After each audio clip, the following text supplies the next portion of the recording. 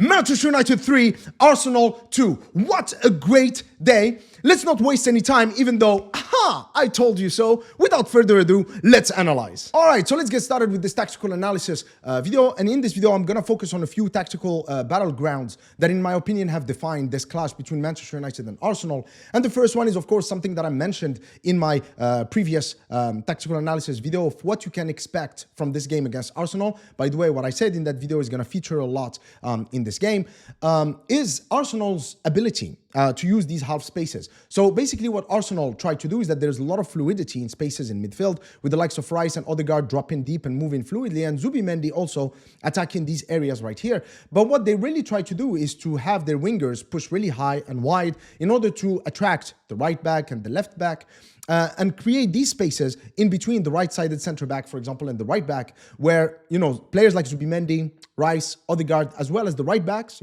Timber and Hikampe, can actually be quite dangerous. So Arsenal are very good at this, and it was very important for Manchester United to be aware of this. So was Manchester United prepared for this? Well, yeah, definitely, and especially Kobbie Mainoo, who in my opinion, again, was absolutely essential in the game against Manchester City. And again, he has been absolutely vital in this game against Arsenal. As you can see here, Zubimendi is moving into this half space cluster right here. Kobbie Mainoo is keeping an eye on him. As you can see here, Trossard is kind of like creating that width.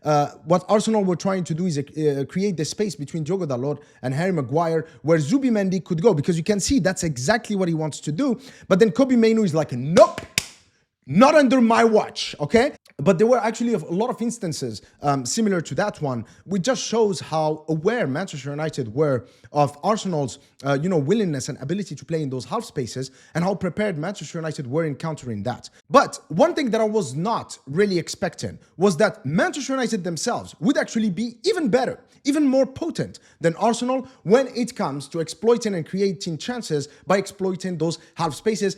As we can see here from Patrick Dorgu in the lead up to his wonderful goal, as you can see, he's starting up wide, but then he's going to move into this space between the wide players, Saka and Timber, and between the central right-sided players, in this case, Saliba and Zubimendi.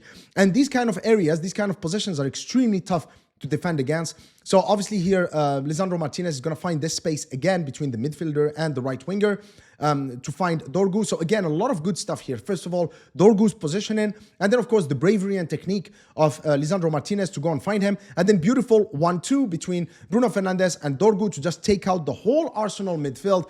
And then this finish, I cannot say anything about this finish that can do it justice. This was just absolutely amazing. Okay, so an absolute screamer of a goal, magnificent. But then again, you think this is enough and that's it. But no, we're not done here, because Matheus Cunha also scored a goal following the same principle, the same tactical battleground. As you can see here again, starting out wide. Remember, Cunha has replaced Dorgu, so he was playing on the left wing.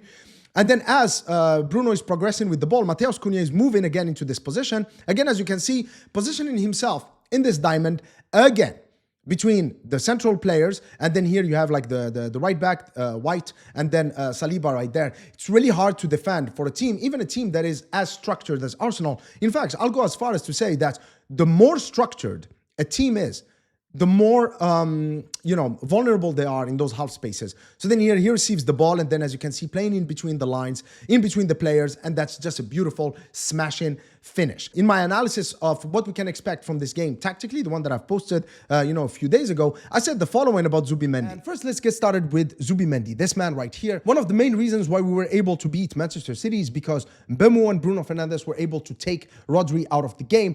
And I believe that this season, at least, Zubimendi is kind of like levels ahead of Rodri. So we cannot really have a credible chance of beating Arsenal unless we can take him out of the game and prevent that central progression to which he is such an instrumental player. And it is that the moment you take Zubimendi out of the game, it forces Arsenal to play a reckless game, to play these telegraphed passes that can easily be intercepted towards Gyökeres, who's not really a very good player, let's face it.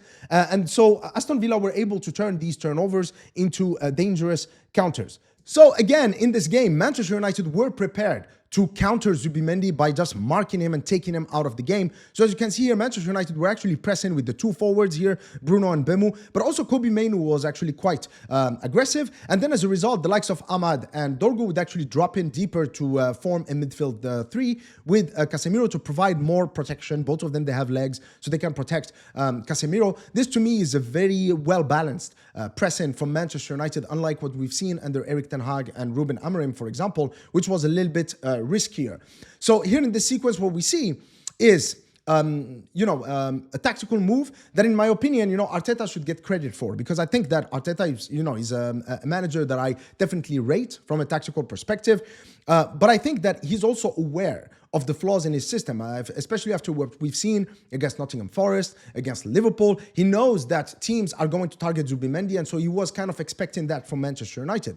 So how did Arsenal react? Well, the way they reacted is by, instructing Zubimendi, or maybe he did it himself, to drop often into the defense to form this back three with Saliba and Gabriel right there. Now, this serves two purposes.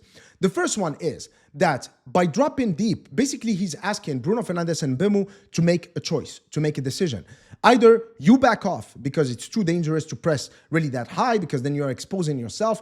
By backing off, then Arsenal still has three really good players, in the build-up. Therefore, they can, build up with patience and try to find different pathways to goal.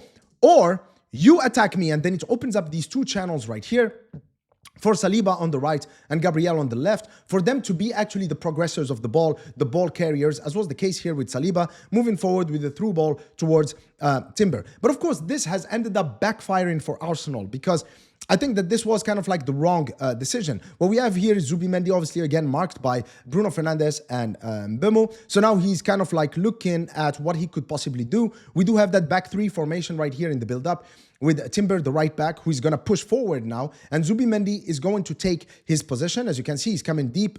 Timber is moving further forward. But I think that the fact that Zubimendi was just changing positions all the time and dropping deep into a back three, effectively, forcing Arsenal into a back three build-up, I think it ended up confusing the Arsenal players, because they're not really used to playing this way. So their roles were not clearly defined, and what was expected was not clearly defined. Here, this triggers an intense press from Bemu, and then Bruno Fernandes, as you can see, he's still waiting for the ball to come to Zubimendi, because that's probably what's going to happen. Beautiful decision. And then Bemu, look at him, he's ready to pounce. And that's exactly what he did. And that's a beautiful Bemu goal. So again, Michael Carrick, by marking Zubimendi out of the game, he has effectively done two things. The first one is, of course, defensive, because he has prevented Arsenal from playing their usual possession game and using Zubimendi as a platform for vertical central progression. The other thing that he has done, of course, is offensive. Okay, so by applying pressure on Zubimendi, you can actually trigger those errors from Arsenal that then you can exploit, which Manchester United and Bemu have done superbly. Now, also in my previous analysis, I talked about how Manchester United can exploit the gaps that are usually opened by the likes of Saliba and Gabriel, because they like to press with intensity, and cover that space in front of the back four by playing diagonal passes and using third-man runs. While we didn't see much of that from Manchester United from an attacking perspective, because I believe that Arsenal kind of respects us, in a way, because they know that with Bruno Fernandes, who is able to pick up a pass from anywhere, and then the pace of the likes of Ahmad and Bemu and Dorgu, the Arsenal defenders, mainly Gabriel, had to be a little bit more conservative.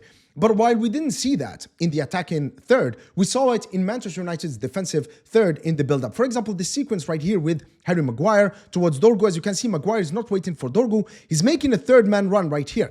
As you can see, the Arsenal players are applying pressure, but you'll see that this is going to become completely obsolete because of this third-man run by Harry Maguire, who now finds himself behind these four Arsenal players, and then Casemiro can actually find him. And this is actually one of the reasons why on the ball, Manchester United were extremely hard to press. For Arsenal, they could not really play the game that they wanted to, but we played the game that puts us in a very good position to get the 3 points. All right, so there are a couple of things that I'd like to talk about. The first one being Arsenal's set pieces. So first of all, I am extremely satisfied with how the Manchester United players approached Arsenal's shenanigans, because the Manchester United players were extremely determined, resolute, focused in the box, especially Lamens, who has been absolutely imperial for us in the box. I think this was probably one of his best games in a Manchester United shirt, and may it continue. So again, we did what was necessary in order to prevent Arsenal from creating a lot of goal scoring chances from set pieces. They still scored one, which again proves how good they are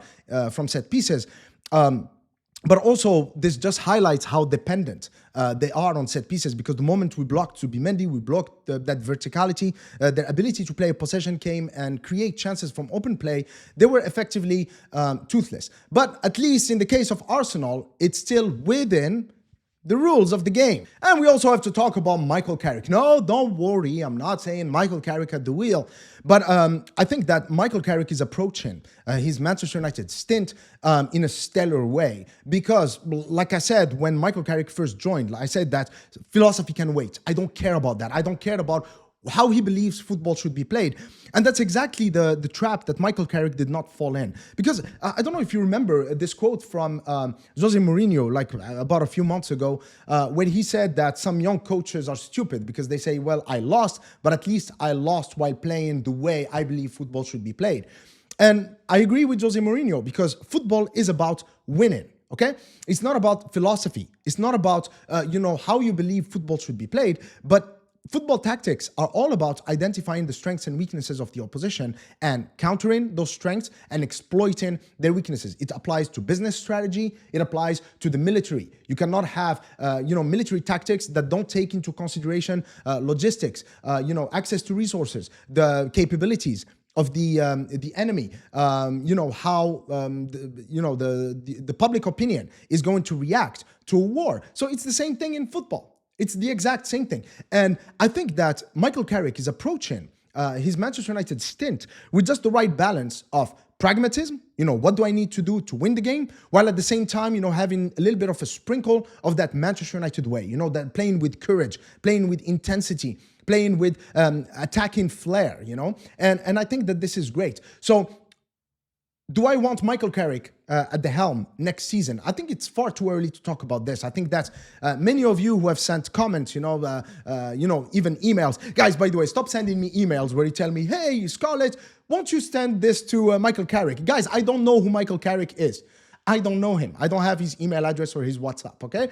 But a lot of you have raised some really important points, which is, how do you think he's going to play against a team like West Ham or Wolves or Brentford? Well, then, of course, those teams play differently, because Arsenal and Manchester City, they play kind of the same way. So the approach is kind of clear and obvious to see. But how would he play against a team that is hell-bent on defending, on, restricting the spaces where the Manchester United players can operate? So that remains to be seen.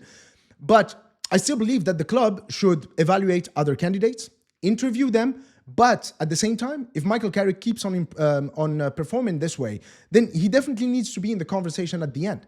Because this kind of performance eventually will need to be rewarded somehow. And I think that Michael Carrick's approach, as opposed to Ole's, is much smarter.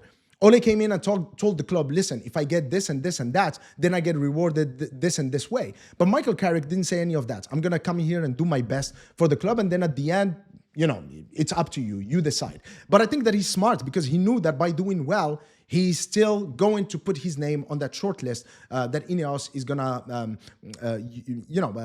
look for that Ineos is gonna use when looking for the next Manchester United manager. Anyway, guys, I hope that you've enjoyed this tactical analysis video. I definitely had an amazing day. I hope that you've had an amazing day just like me. If you enjoyed this video, please give it the likes and the thumbs up, and please leave your comments and your thoughts in the comment section below. Until next time, cheers.